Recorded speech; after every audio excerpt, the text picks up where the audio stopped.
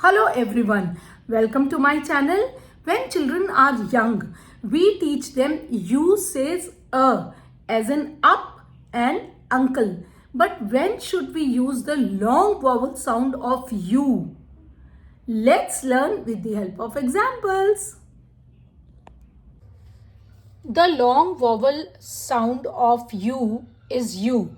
It can be in many forms. It can be heard in many forms. Let's take them all one by one. The first one is you. The sound is you.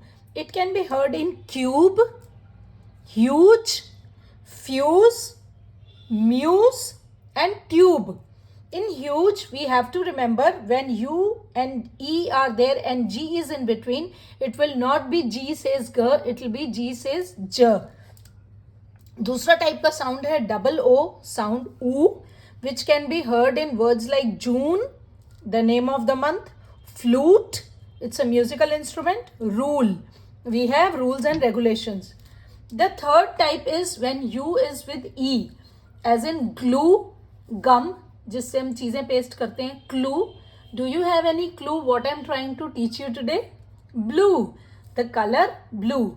And last but not the least, in words like universe, unicorn, university. I hope this video was useful for you.